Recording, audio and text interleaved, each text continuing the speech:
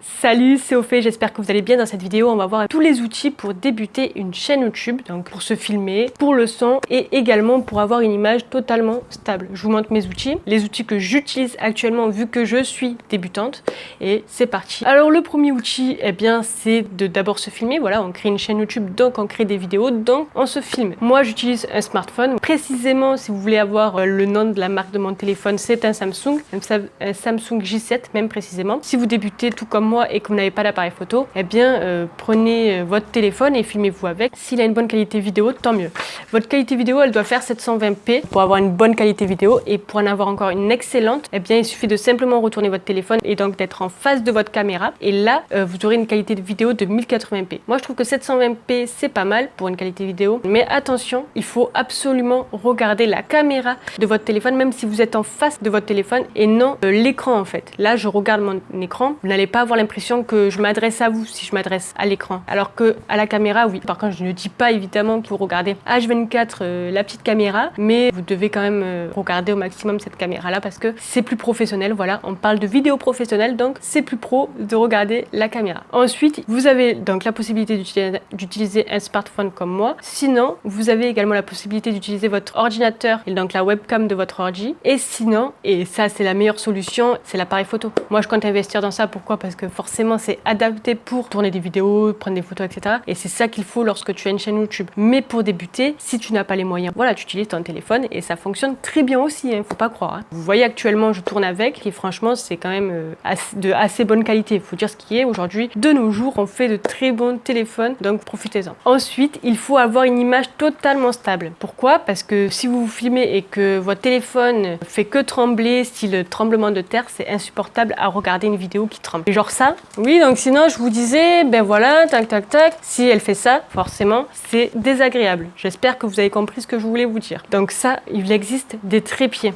Ça permet en fait d'avoir une image totalement stable. Là par exemple, j'utilise un trépied. Est-ce que je vous le montre ou pas? Soyons fous, je vous le montre. Allez, c'est parti. Donc perso, j'ai grave galéré, donc j'espère vraiment que vous avez envie de le voir. Donc du coup, la luminosité est assez médiocre, hein, forcément. C'est pas le plan pour tourner. Alors, c'est parti. Voilà, ça s'appelle un trépied. Voilà, ça permet en fait bien positionner. Voilà, donc tout simplement.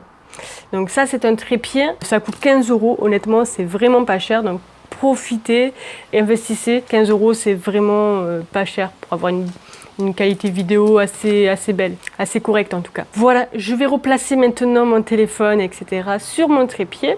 Donc je vais un petit peu galérer, mais c'est pas grave, j'espère vraiment que vous aurez vu ce que c'était un trépied. C'est parti. Donc voilà, c'est important d'avoir un trépied pour cette raison, pour que votre image soit absolument stable. Un conseil que je peux vous donner maintenant, c'est la lumière. Vous avez vu, lorsque je me suis filmée, la lumière était catastrophique. Pourquoi? Parce que c'était pas mon angle, etc. Voilà, il faut faire en sorte que votre lumière soit correcte pour qu'on voit bien votre visage ou le sujet sur lequel vous parlez, j'en sais rien, peu importe. Mais voilà, il faut faire en sorte que la lumière de votre vidéo soit correcte. Si à l'intérieur de chez vous, vous n'avez pas du tout de luminosité, peut-être pas de fenêtre, j'en sais rien, dans votre chambre ou quoi que ce soit, eh bien filmez-vous à l'extérieur, c'est beaucoup mieux, tout simplement. Et sinon, si vraiment vous avez envie de filmer à l'intérieur de chez vous, eh bien vous avez ce qui s'appelle des softbox. Qu'est-ce que c'est? C'est des lumières artificielles en fait derrière votre caméra, donc un à droite et un à gauche, et d'avoir une lumière en fait lorsque vous souhaitez vous filmer, et que c'est absolument pas lumineux du tout. Et le troisième outil, donc après l'outil vidéo, l'outil pour avoir une image stable, eh bien le troisième c'est le son, le micro-cravate. Moi j'utilise un micro-cravate, peut-être que d'autres utilisent des micros, peu importe, mais moi j'utilise un micro-cravate, je trouve que c'est assez intéressant. Vous accrochez là avec un clapet, c'est relié à un fil jusqu'à votre téléphone, votre ordi si vous filmez avec votre ordi, ou votre appareil photo si vous avez un appareil photo. Attention, tous les appareils photo n'ont pas de microphone externe, c'est-à-dire qu'ils ne peuvent pas clipser leur micro-cravate. Et là, vous devez par contre enregistrer votre son via votre téléphone en fait, vous êtes obligé. Vous filmez avec votre appareil photo, mais vous enregistrez votre son avec votre téléphone. Ça, au montage vidéo, c'est une galère, je vous le conseille absolument pas. À part si c'est pas vous qui le faites, honnêtement. Parce que vraiment, ça va vous prendre des heures et des heures à relier tout ça, à mettre votre bon son, etc. Enfin, moi, perso, je galère. Donc après, peut-être que vous êtes assez doué et du coup, ben, vous galérerez pas. Mais je vous le conseille pas, pour ceux qui débutent en tout cas. Donc, vous vous dites peut-être, ouais, un son, c'est bon, moi, je filme avec mon téléphone, avec ce que vous voulez, ça fait un bon son. Nickel. Je vous montre la différence. Voilà, je vais vous montrer. Je vais enlever mon micro-cravate et je vais parler. Vous allez voir la différence de son, mais c'est un truc de malade. Vous allez voir.